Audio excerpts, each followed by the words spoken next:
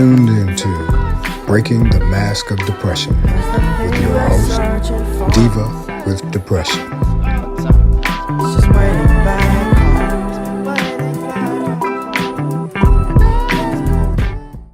Hey guys, how are you? This is Breaking the Mask with your host, Diva with Depression. That's me. I hope everybody is doing well. We have an honored guest here today.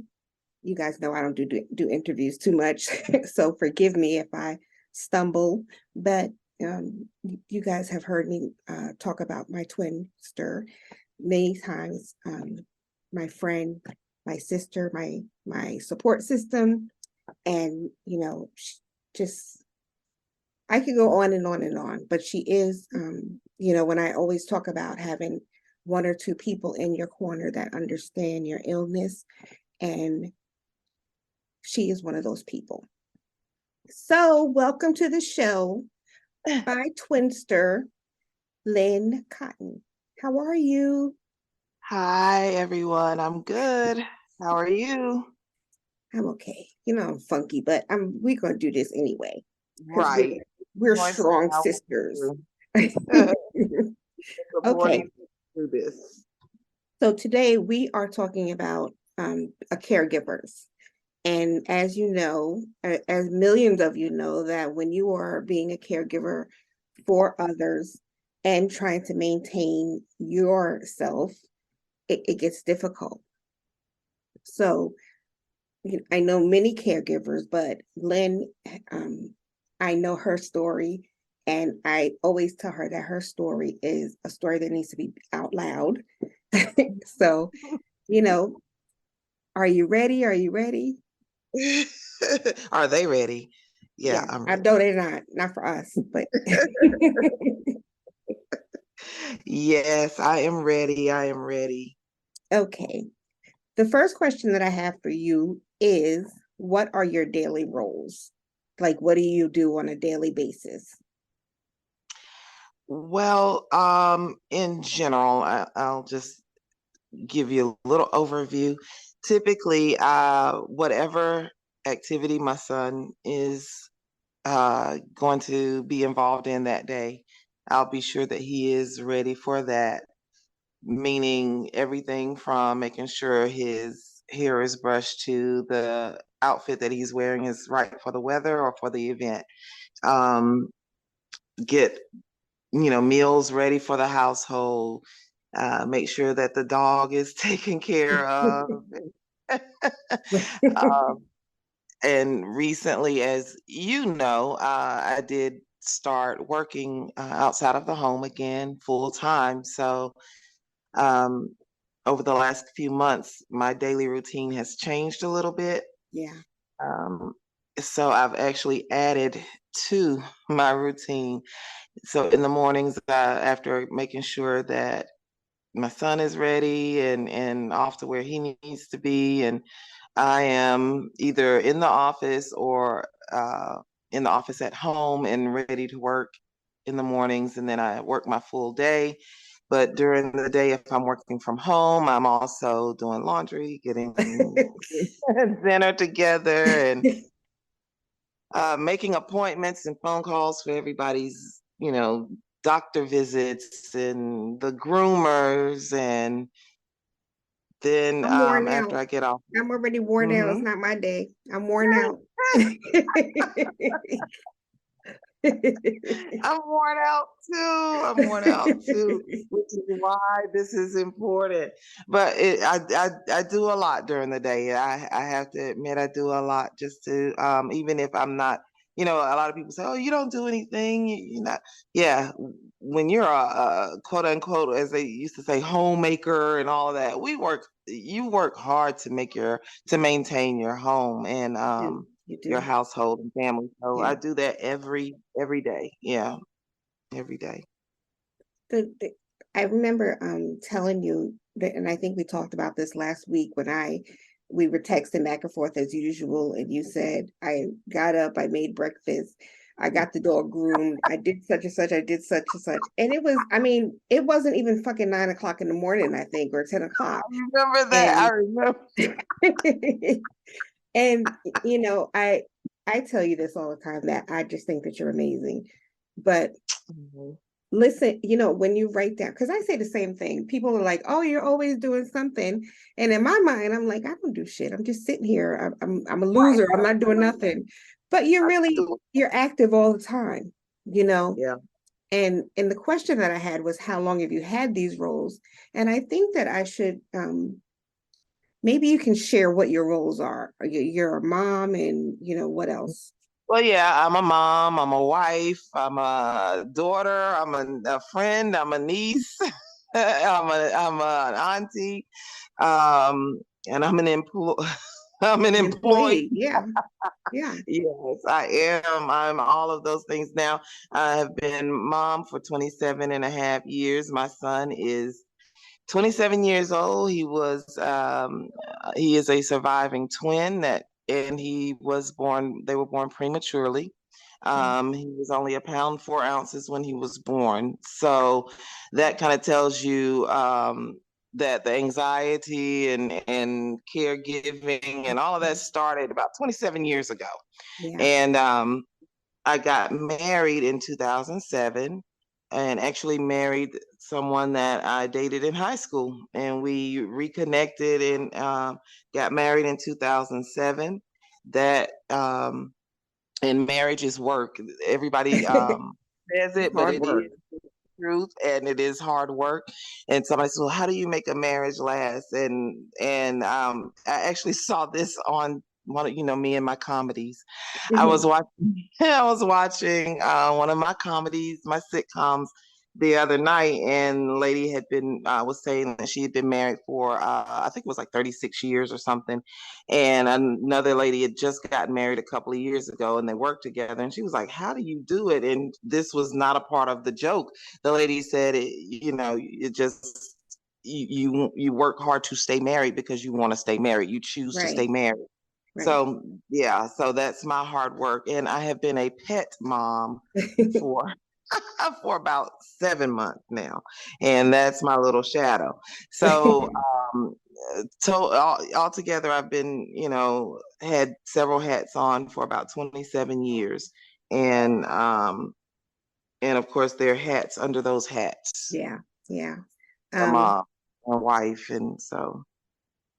you know that I call Roddy my buddy because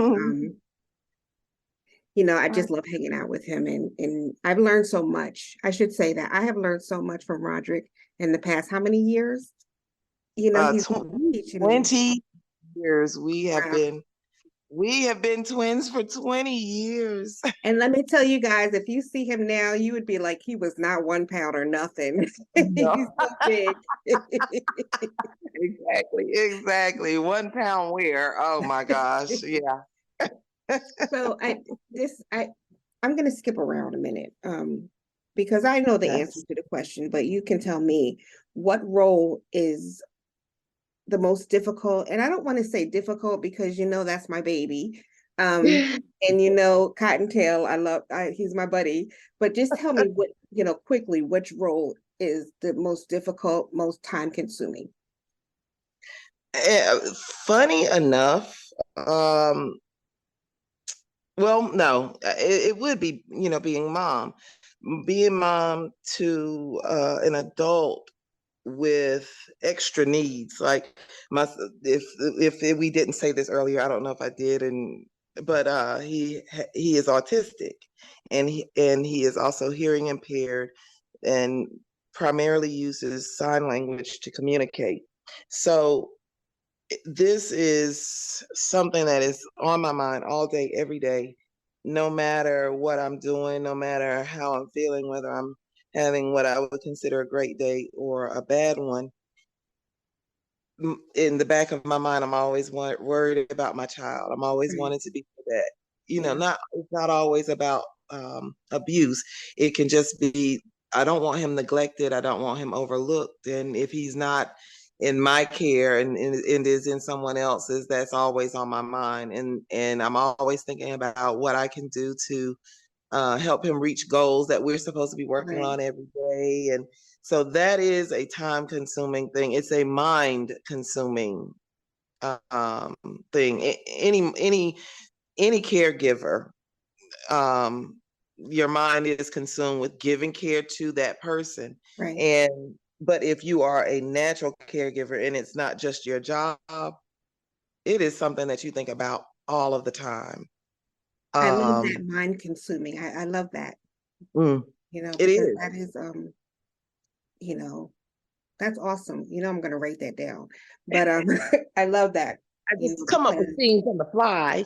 But yeah, but it is. It truly is if you think about it. And because if we let our minds take over, it kind of controls the physical too. Because how many times have you and I talked about just kind of being stuck with your mind cycling, and sometimes that's what I do feel like.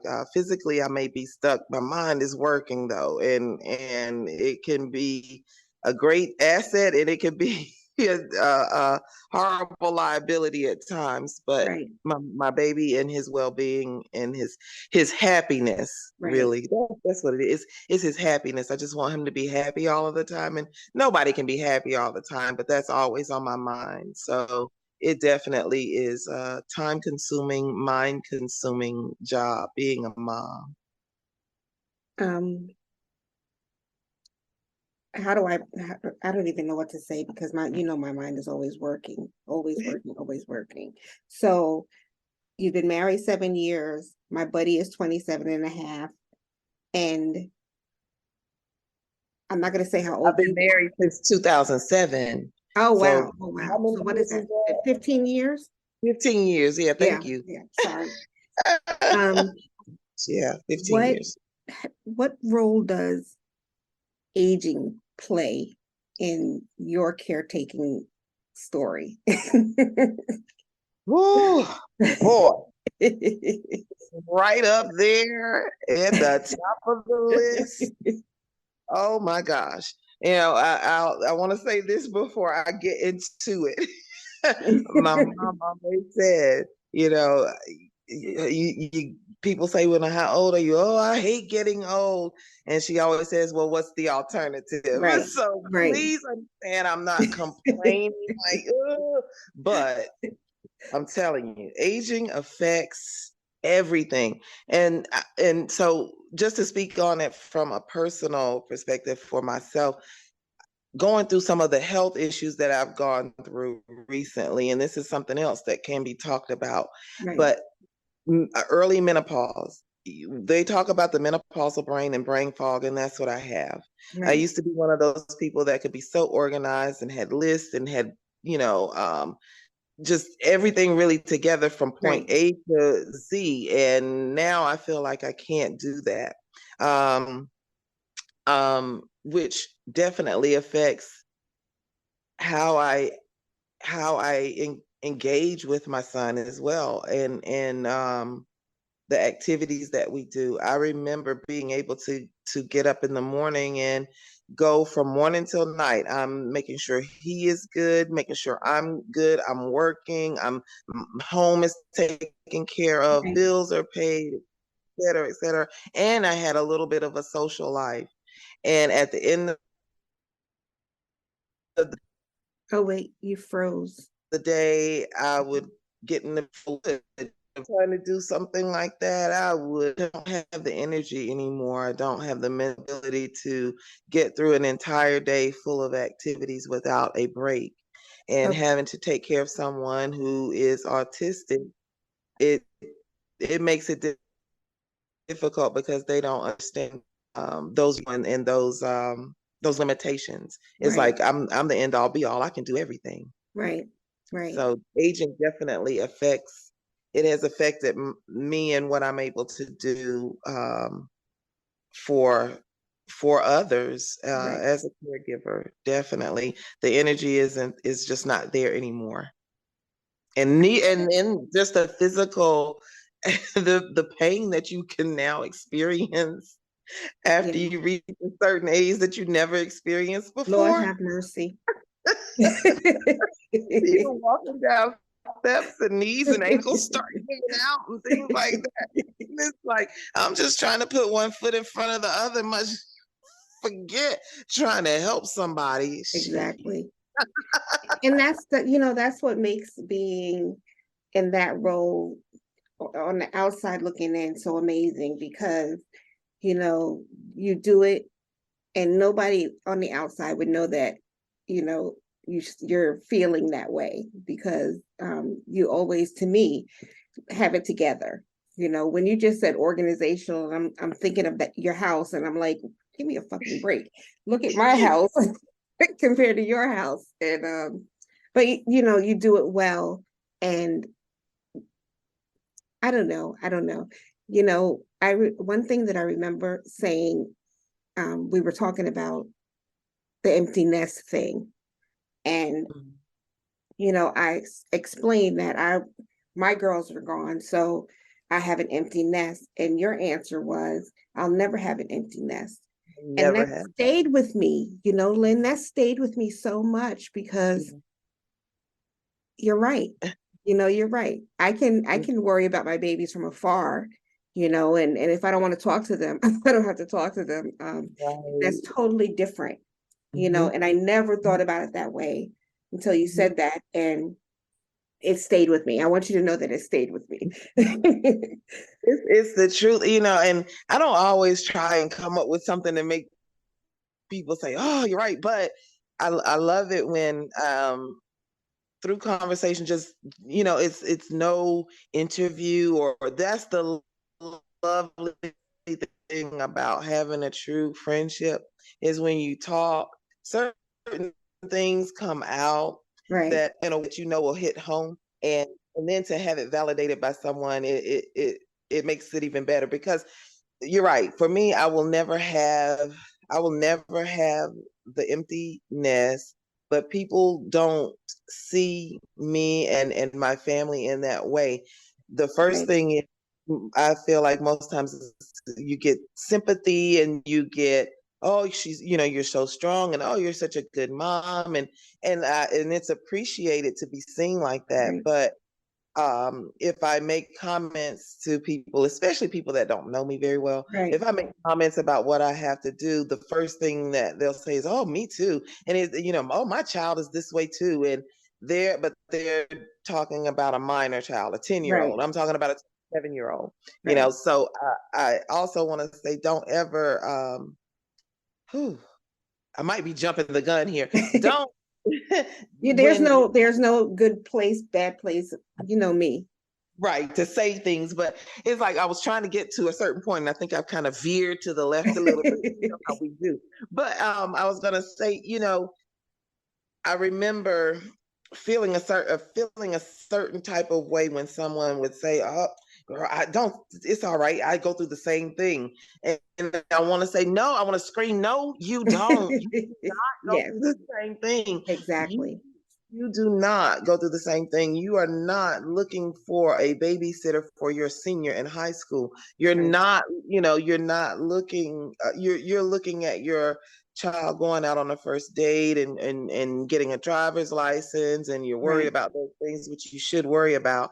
But I will never have those things to deal with, because my son is not able to do those things, and I right. have to be kind of everything for him. So when people say, "Oh, I go through the same thing," no, You you don't. don't. Don't Yeah, minimize what I do. I'm not trying to maximize it and be, exactly. dramatic, but it's the truth. Don't minimize what I do, even if you don't know what I do on a daily basis. You have an idea that it's pretty significant, Yeah, and yeah, it's significantly different than the norm. yeah. Um, listen, a whole nother show about the I strong know. Black woman, and all that shit. Because I if you look at know. my Facebook post today, you can see that I am over it. Um, so you You know know, me. Mm. I'm tired of the stereotype, and I'm tired of, like I said, a whole nother freaking show, because I'm pissed off about that. Um, you know, we're strong, but it's because we don't have any other option, and strong is not the right word. It's just not the right word. Strong, I think, minimizes daily roles. You know what I'm Yeah, saying? yeah. And Mhm. So yeah, a whole nother fucking show. You're right. Yes. So what do you think? What do you do for yourself as a caregiver? That's something that I'll say is kind of new to me to actually focus on, because that's not something I was focusing on before. Right. So, what I do now is I will shut down. Like, once everything that I say in my mind I'm going to do for the day is done, I will shut down. I don't do, I'm not a social media Right. person. Right. Um, I don't look at heavy things, because as a caregiver and empath, it's like I take on those feelings. So I Exactly. will watch lighthearted shows. I will look at lighthearted little videos Right. online. Sometimes I don't do anything but play with the dog, which I will say this, and I did not plan on bringing him up. I really did, but My humping buddy is just fine. I will say I understand more than ever about the emotional support animals, Yes. because my mood has definitely been lifted since having a pet. And so I will focus on him, getting that unconditional love. And Exactly. um, sometimes, though, I will, this is something that's not easily done. But as you know, like this, a couple of months ago, I took a trip. Right. That's not something that I can always do financially, or a lot of people can do, but it was something that was in my head to do for a couple of years. And I just said, forget everything, Totally. Yeah. fuck it all. I am Exactly. going. I'm going, period. I don't And I care was so what. proud of you. I was so proud of you. I was proud of myself, because I'm so quick, and even I'm so quick to say, I'll wait, I'll do it later, I'll do it when I have more money, I'll do it when I have more time, I'll do it. But I realize that time is fleeting, and there's no better time than now. Right. So if there is a will, if there isn't a will, I'm gonna make a will. And then, Exactly. if there is a will, there's a way. And for certain things, I just decided that I'm gonna do it regardless. I don't care what anybody else says, thinks, what else needs to be done, because those other things that I make priority on a daily basis are priority. But when I decide to do something for myself, I'm going to push those things to the back burner, and nothing is going to fall, through the depths of through the 7 layers of the earth to and die because I don't do it. Right. So Right. um, I I just do for I'm sorry. myself I'm something. sorry. That's it. No, that was all. No, I was just saying that that's one thing that I have noticed, the change in you, that you do try to do, even if it's little things, to do things for yourself. Like us going to dinner, successfully going to dinner for the past 3 weeks or whatever on one day. Yes, But that's a big thing. It's a big it, thing for you. it is. We're not going to talk about me, but it's a big thing for you. And I love it. I'm happy that that's the mindset that you're taking now. And I don't think that, caregivers, like you said, it's always something. So you don't think to stop and do for yourself. And that's where the burnout comes in, Mm-hmm. and I was just on a webinar about caregivers and burnout. And, I think I sent it to you about, it was just a whole 2-day webinar event for caregivers. And, they had the yoga and the tapping sessions and different things like that. But Uh-huh. that's needed. We need to find something, just like I need to find something to slow the hamster in my mind down. Mm-hmm. We need Mm-hmm. to have outlets for people that have the hamster plus. Mm. plus. But yes, it's like the hamster is on a wheel and going through the tunnel, and Exactly. the another hamster is on another wheel up there. It's ridiculous. It's ridiculous. It is ridiculous. And then navigate, life while your brain is going a million miles an hour. It's hard. Yeah. Okay. I have 10 minutes left, so I wanted to skip around and ask you this question. Gosh, What that went if fast. I know, right? You know how with us, I was already like, I don't even think that we can do this. But anyway, um, in a little bubble, can you tell us what your advice would be to a caregiver? I had, mama and all of that stuff, but specifically to people that are in the caregiver role. Um, I know that, it's probably been said a lot lately, but don't forget to care for yourself. Caregivers need care too. And so I have a friend whom I have known since 5th grade. Right. We have been out of touch with each other, and over the last couple of years, we've gotten back in touch with each other. We were very good friends, and I call her a support sister because we send like just our text, like you and I text about everything. We can text about things we see in the street, on Right. TV, to serious stuff, and she's someone that we typically just send like a lot of supportive messages to, Okay. and one of the things that I said was, caregivers need care too. We have to be open to receiving all of the care that we give out. We have to be open to receiving some of that, whether it's just a simple compliment, a smile, a wave, a brief encounter with a stranger on the street, a dinner with a good friend once a week or every couple weeks. Do something, and sometimes the hardest part is finding whatever something is. That can take a little work too when you're in a space of or a stage of life where you're having to care for so many other people and Right. things. But whether it's a couple of minutes a day in trying to find something new for you to do that you may enjoy, and if you already have a hobby or have something that you like, make sure that you just take time out for it. I've never been one to do hair and nails and all of that, but I know that pedicures is something that I enjoy. I haven't done that lately, so Right. that's the next thing on my list for Hmm. myself to get done, is to get a pedicure done.